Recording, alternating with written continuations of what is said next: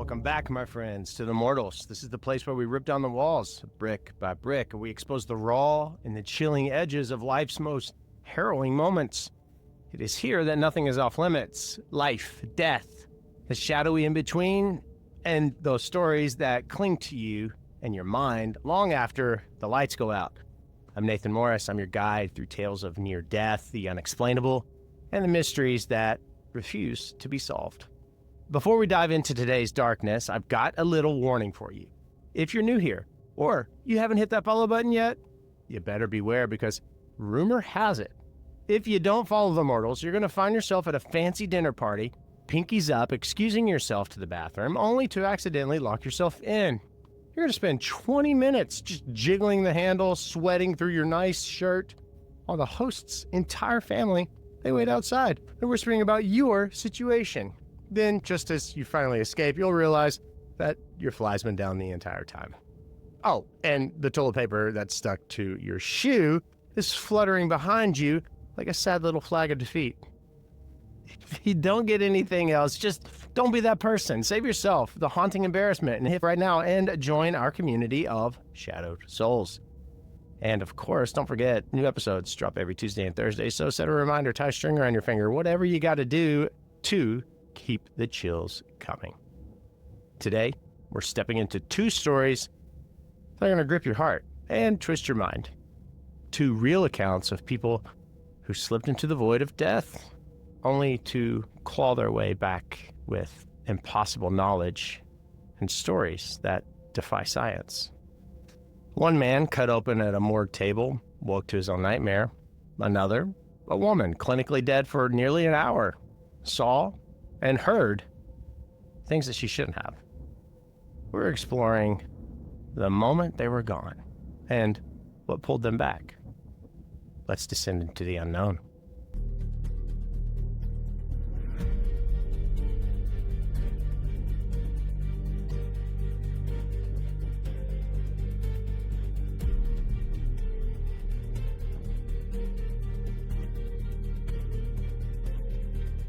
Let's start in the chaotic streets of Caracas, Venezuela, on a sweltering day in 2007. The city is humming with life. Horns are blaring, vendors are shouting, the air is thick with exhaust and the scent of street food. And it is here that we meet Carlos Camejo. He is a 33-year-old man with a very quiet life, a very loving family, and a job as a mechanic that keeps him and his hands very busy. Also, his mind sharp. Carlos, he's the kind of guy who's always got a smile on his face. He's always ready to help a neighbor fix a busted engine or share a cold beer on a hot evening. But on this particular day, September 17th, 2007, Carlos's world is about to shatter in a way that no one could predict. It is late afternoon, and Carlos is driving home along a very busy highway just outside of the city. The sun is dipping low, casting long shadows over the cracked asphalt, when a truck ahead of him swerves without warning. Tires screech, metal crunches, and in just a split second, Carlos's car is a twisted heap. Glass shatters like a scream, and the world spins into absolute chaos. Bystanders rush to the scene. Their shouts are muffled by the ringing in Carlos's ears, or so we imagine, because here's the thing. When paramedics arrive, they find there's no pulse, and Carlos is not breathing. There's no sign of life. Carlos's body lies still, bloodied, in the wreckage. They check again and again, nothing. After 20 minutes of working on Carlos, after pulling him from the wreckage, they pronounce him dead at the scene, right there, pulling a sheet over his body. Carlos loaded into an ambulance, not as a patient, of course, but as a body bound for the hospital morgue. And at the local hospital, the morgue is this cold and sterile place. It's tucked away in the basement, or the farthest part away from the public, where the living rarely tread. The air smells of antiseptic, something heavier even, something final.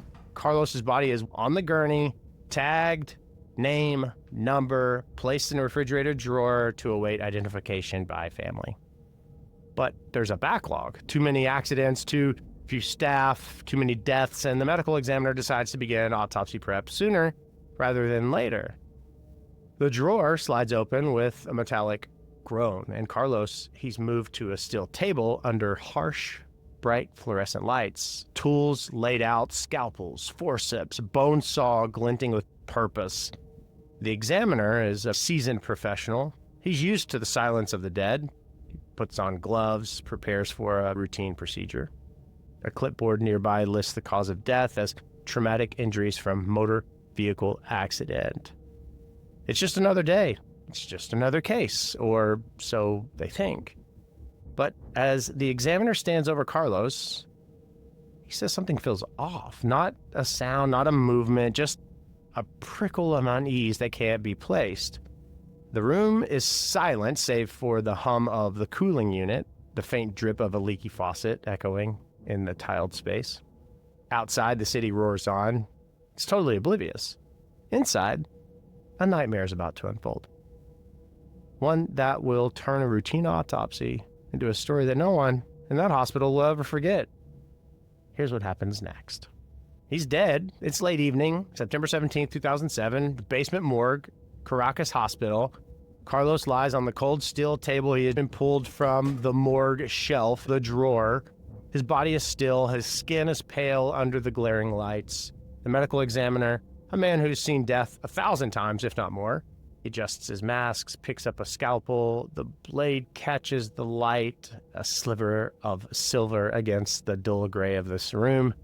And he leans in, steady, professional, and makes the first incision, a very precise cut, along Carlos's head, part of the autopsy. Also, there's a Y-shaped pattern that would have followed, and for a moment, another cut, another body, but then something impossible happens. Carlos's eyes snap open. A gasp rips from his throat, raw and ragged as pain. Unimaginable, searing pain floods his senses. He's alive, he's awake, and he's being dissected?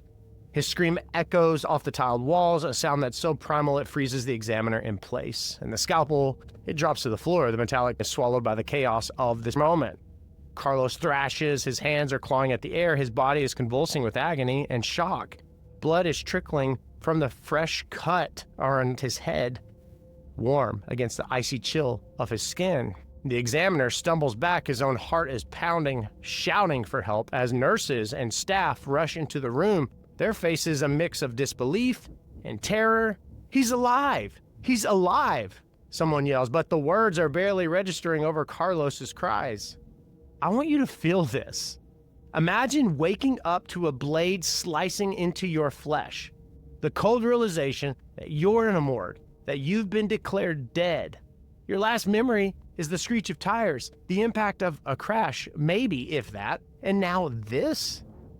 Carlos later described it as fighting through a fog of darkness, as if someone was pulling him back from the edge, forcing him to endure this nightmare to live again. He'd shown no vital signs for over 20 minutes at the scene, no pulse, no breath, nothing.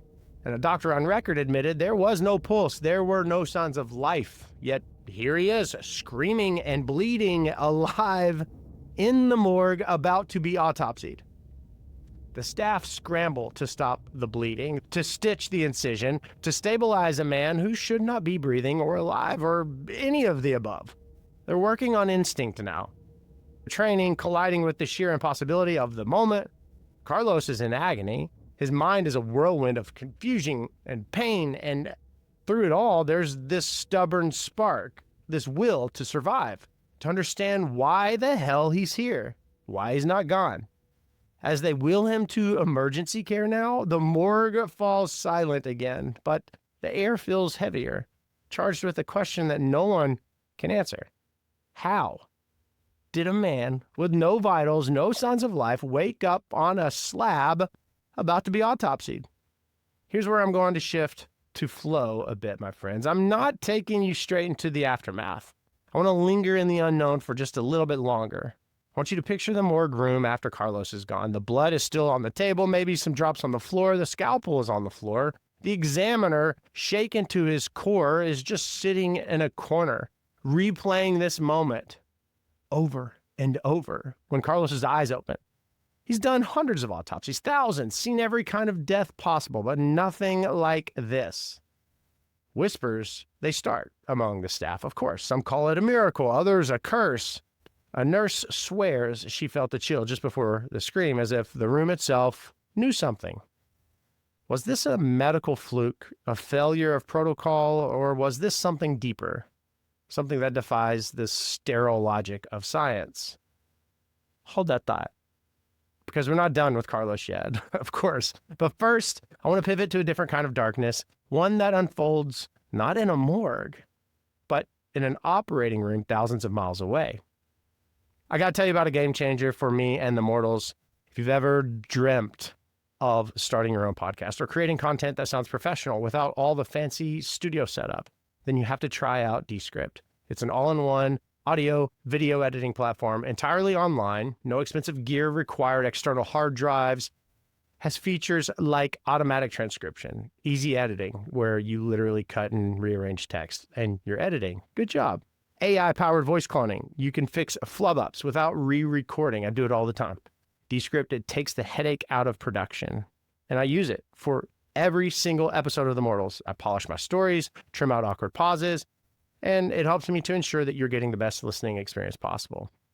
Descript has a new feature. It's called AI Avatars. Next level stuff. You can generate a video of yourself.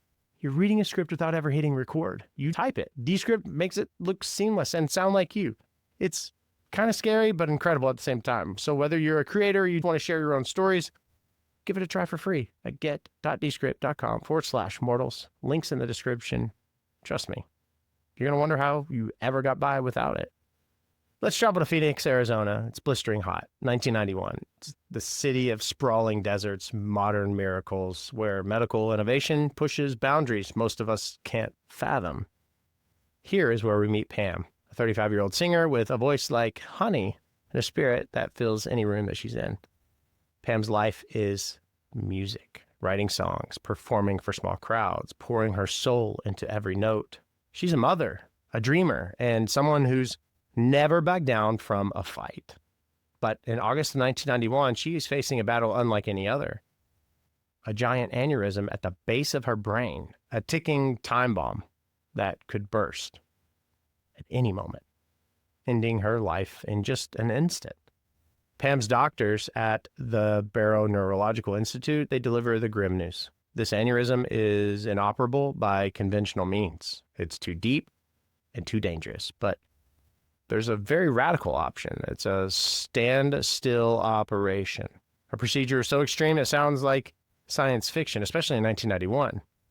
They'll cool her body to 50 degrees Fahrenheit, stop her heart, drain her blood, and flatline her brainwaves. She'll be clinically dead for over 45 minutes while they work inside her skull to clip and remove the aneurysm. It's a gamble with odds that would make anyone tremble, but Pam, with her family's support, she agrees to it. She wants to live. For her kids, for her music, for the songs that she hasn't yet sung. The operating room is this fortress of technology, a sterile bubble of beeping monitors and hushed voices. And on the day of the surgery, Pam is prepped with meticulous care. Her eyes taped shut to protect them, her ears plugged with devices emitting white noise to measure brain activity, or the lack thereof. The team is led by neurosurgeon Dr. Robert Spetzler. He's among the best in the world, but even they feel the weight of what they're about to do. As Pam is slipping under anesthesia, her last conscious thought is a prayer, a quiet hope to see her children again. The room grows colder, her body temperature plummets, and her heart is stopped. Monitors flatline. Pam is gone. But here's where the story takes a turn that you're not going to see coming. As surgeons begin their delicate work, cutting into her skull with a saw that hums like a dentist's drill, something impossible is happening. Pam isn't just a body on the table. She's somewhere else entirely, seeing things that she shouldn't, hearing words she can't possibly hear. So let's step into this mystery. Surreal terror. Pam, August 1991, she's inside an operating room at Barrow Neurological Institute in Phoenix. Pam's body lies on the table, chilled to 50 degrees. Her heart has stopped. Her brainwaves a flatline on the monitor. She is clinically dead. A state designed to prevent any brain activity while surgeons navigate the deadly maze of her aneurysm. Her eyes taped shut, her ears are plugged with the devices blasting white noise to confirm that her brain is not responding. The team works with precision. Dr. Spetzler is wielding a saw to open her skull. The sound, a low, grinding hum. Nurses are passing instruments, their voices clipped and professional. Past the Midas Rex, one says, referring to the specialized saw. Another mutters about a case for the tool being too small, a fleeting frustration. The room is a bubble of focus, unaware that something beyond comprehension is unfolding. Pam, by all scientific measures, by all of them, not there. Her consciousness should be gone, extinguished by the standstill procedure. But later, when she recounts this day, her words will chill everyone in that hospital. She describes floating above her body, looking down at the scene as if perched near the ceiling. She sees the surgeons, their masks and movements clear as day. She hears their conversations word for word, including that comment about the Midas Rex case being too small, a detail that's so specific it defies logic. She recalls the exact instruments, the layout of the room, even the sensation of being pulled toward a tunnel of light and music, a space where deceased relatives greeted her, whispering it wasn't her time yet. All of this while her brain showed no activity, her senses physically blocked. Imagine you're Pam. You're suspended in this otherworldly state, watching your own lifeless form below. There's a mirror-like clarity to it, a surreal detachment, as if you're both the observer and the observed. But there's also a pull, a force urging you back, even as the light beckons. Pam, she later said, I didn't want to return, but I had to. Someone told me I wasn't done.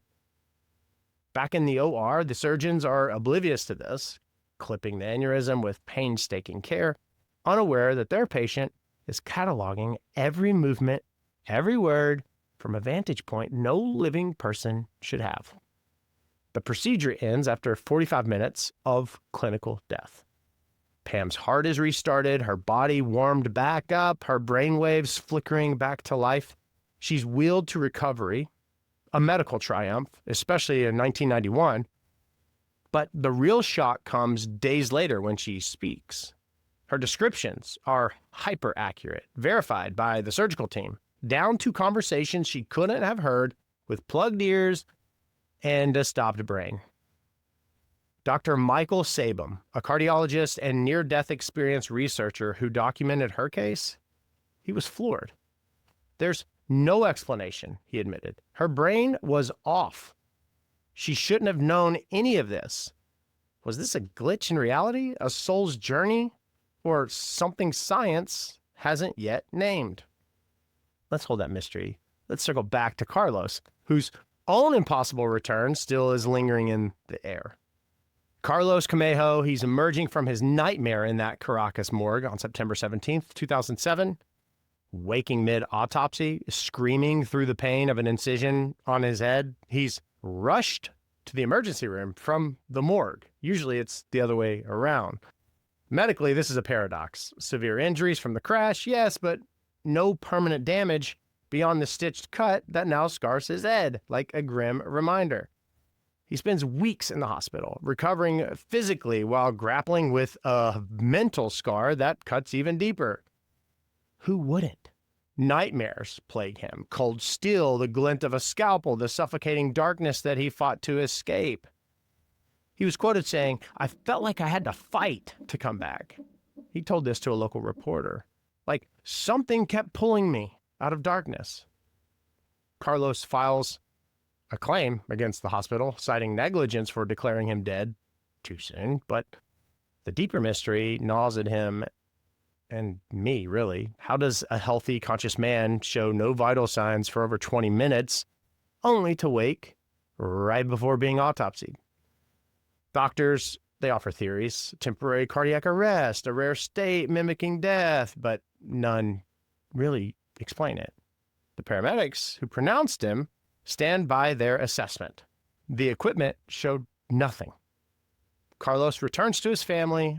He's a changed man. He's quieter, even more quiet, often staring into the distance as if listening for that pull again, that force that dragged him back initially. And locals, they whisper of miracles, of spirits guarding Carlos, but Carlos himself, he can't name it. He just knows that he was gone, and then he wasn't. And there was a lot of things. At the Mortals, this story chills me because it's not just about surviving a mistake. It's about brushing against a boundary that we don't understand, and a place where life and death blur. I mean, was Carlos held by something unseen, marked to return for a purpose that he can't yet see? The morgue drawer where he lay keeps its secrets, but his scream echoes a truth too eerie to grasp. Let's go back to Pam, whose own encounter with the void left an equally haunting mark. Back to Pam Reynolds, waking from her standstill operation in Phoenix in 1991. Physically, she recovers fully. The procedure's risks. No brain damage, no lasting effects. She's back to singing. Her voice is just as vibrant as ever.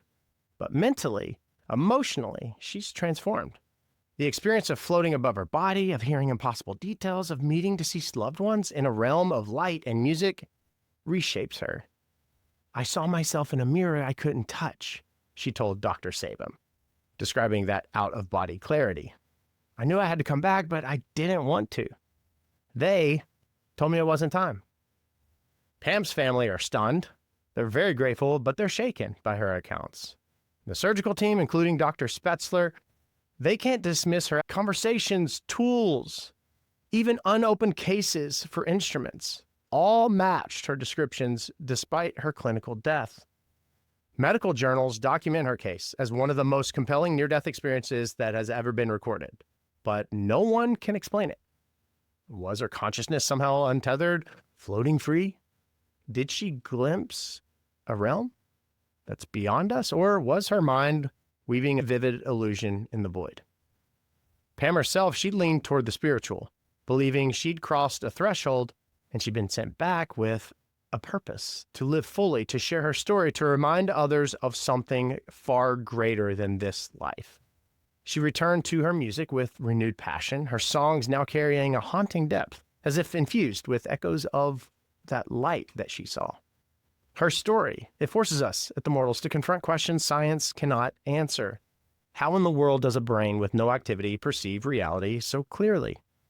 Was Pam's experience a window into another dimension, a guardian's intervention, or was it a trick of a mind desperate to survive? She lived with a quiet certainty, often gazing into mirrors as if expecting to see that other self again, the one who floated above. Her case, documented and debated, it remains a shiver down the spine of medicine. One of the most compelling near-death experiences ever documented. A reminder that death might not be the end that we think that it is. We've bounced a lot. Let's weave these two tales together as we reflect on the ties Carlos and Pam they have to the same eerie thread. Lingering in the eerie overlap of Carlos and Pam, two souls who slipped into the moment. They were gone, only to return with stories and pain that defy everything that we know. Carlos, cut open in a morgue in Caracas, 2007. He woke from a death declared certain. His vital signs were absent for over 20 minutes. He was literally placed in the morgue, in the cooler, pulled out to begin an autopsy when he awoke. Pam flatlined for 45 minutes in Phoenix in 1991. She saw and heard her own surgery from above, details no brain dead should grasp. Both brushed against an abyss, one through brutal accident, the other by medical design, and both came back marked by something unnameable. What binds them is the unexplainable. Carlos fought a darkness, a pull that dragged him back to scream on that steel table. Pam floated in light, guided by voices of the departed, which told her time wasn't up. Neither can be pinned to a neat diagnosis. Medical errors or rare physiological states might explain Carlos's revival, barely, but not the force he felt. Pam's hyper-accurate perceptions during clinical death, they stump even the sharpest skeptics. Her brain was off, yet her mind was on. At the Mortals, we thrive on these cracks in reality, where life, death, they don't play by our rules. Were they chosen to return? Pawns in a design beyond our sight? Did someone, something intervene, deciding their fates when science said they were gone? Here's a subtle shift. I want you to imagine not just their returns, but the spaces they left behind. Picture Carlos's morgue drawer, empty now, the cold still holding the echo of his scream. Envision Pam's operating table, the monitor silent for those 45 minutes as if time paused. What lingered in those voids while they were gone? Was it chance, spirit, a will we can't name? Both carry scars, Carlos on his face, Pam in her soul, reminders of a boundary crossed and then recrossed. Their stories aren't just survival, they're whispers of a purpose that we can't grasp. A reminder even that sometimes the moment we're gone isn't the end, but a door to something deeper. Carlos Camejo and Pam Reynolds, they leave us trembling in the dark. And maybe that's their power, because sometimes the unexplainable isn't a mystery to solve, but a shiver to feel, a reminder that life hangs by threads we can't see, in places we don't fully understand. If you've ever experienced something unexplainable, a near-death terror, an eerie intervention, a loss that haunts you, I want to hear from you. Join the Mortals community, a space for deeper conversations, exclusive behind-the-scenes content, and a chance to connect with others and yours truly who feel the chill of these stories just like you. Members get early access to episodes, bonus content, music, and a direct line to share your own experiences. Check it out at the link in the description or visit nathanmorrismusic.com/supporters to join. And by your supporting, you keep this podcast and the music going. You keep the lights on, baby. You're like coal. And remember, new episodes, they drop every Tuesday and Thursday, so do not miss a single tale. Before we go, I've got two quick shout-outs. Thank you for listening to The Mortals, where the walls come down, the mysteries stay unsolved, and sometimes the answers only lead to darker questions. I like it that way. Until next time, take care of yourselves. You're loved far more than you could ever know.